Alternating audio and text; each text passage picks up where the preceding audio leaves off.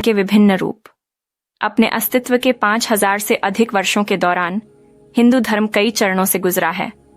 समय समय पर असहमति, नए विचार और प्रथाएं अस्तित्व में आई हैं, जो कभी कभी एक दूसरे के बिल्कुल विपरीत होती हैं। हिंदू धर्म की उल्लेखनीय विशेषता यह रही है कि यह सभी विचारों, मतभेदों, प्रथाओं और व्यवसायों को अपने में समाहित करने में सक्षम रहा है और अपनी मूल एकता को बरकरार रखा है। एक हिंदू के सामने मौलिक आदर्श हमेशा अंतिम लक्ष्य की प्राप्ति, स्वयं की प्राप्ति रहा है। ईश्वर की एकता में विश्वास करके या असंख्य देवी देवताओं की पूजा करके स्वयं को महसूस किया जा सकता है। इसे भक्ति मार्ग, ज्ञान मार्ग या कर्म मार्ग का अनुसरण करके महसूस किया जा सकता है। यह विश्वास करके महसूस किया जा सकता है कि ईश्वर का अवतार सगुण है या वह निराकार निर्गुण है। इसे वेदों या उपनिषदों या गीता में बताए गए मार्ग पर चलकर महसूस किया जा सकता है। आत्म की प्राप्ति तपस्या से हो सकती है या सद्गृहस्थी के जीवन का पालन करके या अखंड ब्रह्मचारी का जीवन जीकर की जा सकती है। इस प्रकार कोई व्यक्ति अपने गंतव्य या स्वयं की प्राप्ति, परम सिद्धांत तक पहुंचने के लिए जो भी रास्ता अपनाता है, वह हिंदू जीवन शैली, हिंदू धर्म और हिंदू दर्शन का पालन कर रहा है और इस प्रकार वह हिंदू है। हिंदू जीवन के विविध तरीके ऐसे हैं।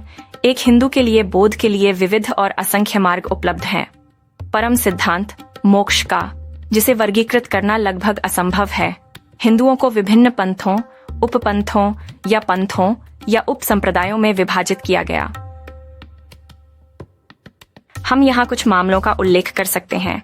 इनमें से धारा 2(1)(a) हिंदू विवाह अधिनियम 1955 में 2 का उल्लेख है। वीर शैव और लिंगायत 8 दोनों को श्रद्धांजलि अर्पित करते हैं। भगवान शिव, वे ब्राह्मणों की सर्वोच्चता और जाति भेद की वैधता से इनकार करते हैं।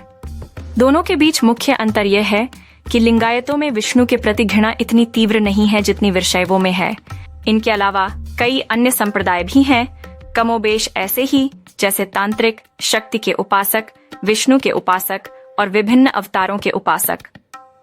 संक्षेप में, कोई व्यक्ति हिंदू धर्म के किसी भी रूप का अनुसरण करता हो, आचरण करता हो या मानता हो, वो हिंदू है। हिंदू धर्म का विकास। हिंदू धर्म की सबसे उल्लेखनीय विशेषता यह है कि इसने हमेशा धार्मिक नवाचारों की अनुमति दी है और इस प्रकार समय समय पर हिंदू धर्म में नए आयाम जुड़ते रहते हैं। एक के बाद एक आंदोलन होते रहे हैं। कभी कुछ पुरानी प्रथाओं और रीति रिवाजों को त्यागना, कभी कुछ पुरानी प्रथाओं और रीति रिवाजों को पुनर्जीवित करना, तो कभी नए आविष्कार करना। कुछ ने हिंदू धर्म को शुद्ध करने का दावा किया है और कुछ ने इसे समृद्ध करने का दावा किया है। आधुनिक विकासों में प्रमुख हैं ब्रह्मोस, आर्य समाजी, राधा स्वामी, सत्संगी और श्यामरिया थाई। कुल मिलाकर ये आंदोलन हिंदुओं की रूढ़िवादी प्रथाओं, विशेष रूप से हिंदू धर्म के औपचारिक और धार्मिक पहलू या वर्ग प्रणाली की कठोरता के खिलाफ विद्रोह का प्रतिनिधित्व करते हैं। इन सभी आंदोलनों का उद्देश्य हिंदू धर्म को कथित या वास्तविक पतन से मुक्त करना है और इसे पुनर्जीवित करने का दावा करना है। और इसी कारण से इन आंदोलनों और संप्रदायों के अनुयायी हिंदू के अलावा और कुछ नहीं हैं। जैन धर्म, सिख धर्म और बौद्ध धर्म के अनुयायी। संहिताबद्ध हिंदू कानून से पहले भी यह अच्छी तरह से स्थापित था कि जैन, बौद्ध और सिख उनके बीच प्रचलित रीति रिवाजों द्वारा संशोधित हिंदू कानून द्वारा शासित थे। संहिताबद्ध हिंदू कानून में उन्हें शब्द के तहत भी शामिल किया गया है। हिंदू जैन धर्म की उत्पत्ति और इतिहास स्मृतियों से बहुत पहले का है। अभिव्यक्तियां आत्मा परमात्मा बन सकती है और इस प्रकार व्यक्ति मोक्ष प्राप्त कर सकता है। दोनों संहिताबद्ध और असंहिताबद्ध हिंदू कानून जैनियों, सिख हिंदू धर्म से असहमत हैं। प्रथम गुरु श्री गुरु नानक देव जी के अनुसार ईश्वर एक है। सिख धर्म सभी प्रकार की हिंदू पूजा और वर्ग भेद को त्याग देता है। सिख धर्म के सिद्धांत अनिवार्य रूप से आस्तिक हैं, अर्थात ईश्वर एक सर्वव्यापी, सर्वशक्तिमान और सर्वज्ञ आस्तिक है। असंख्य देवी देवताओं के बजाय केवल एक ईश्वर की पूजा करनी चाहिए और अपने श्रम और कौशल से अपना जीवन यापन करना चाहिए। जो यह हमेशा से माना जाता रहा है कि विशेष रीति रिवाज के अभाव में वे हिंदू कानून द्वारा शासित होते हैं। संहिताबद्ध हिंदू कानून उन पर वैसे ही लागू होता है जैसे वह हिंदुओं, जैनियों और बौद्धों पर लागू होता है। बौद्ध धर्म एक चरम धर्म है जो व्यावहारिक रूप से जीवन के पूर्ण निषेध का उपदेश देता है। यह एक स्थापित दृष्टिकोण रहा है कि बौद्ध हिंदू कानून द्वारा शासित होते हैं। जो उनके बीच प्रचलित और मान्यता प्राप्त रीति रिवाजों द्वारा संशोधित होता है। शिक्षोदान संहिताबद्ध हिंदू कानून उन पर वैसे ही लागू होता है जैसे किसी अन्य हिंदू पर लागू होता है। संक्षेप में, यदि हिंदूपन का केंद्र स्थापित हो जाता है तो एक व्यक्ति हिंदू है, जब तक कि यह नहीं दिखाया जाता कि उसने गैर हिंदू धर्म अपना लिया है।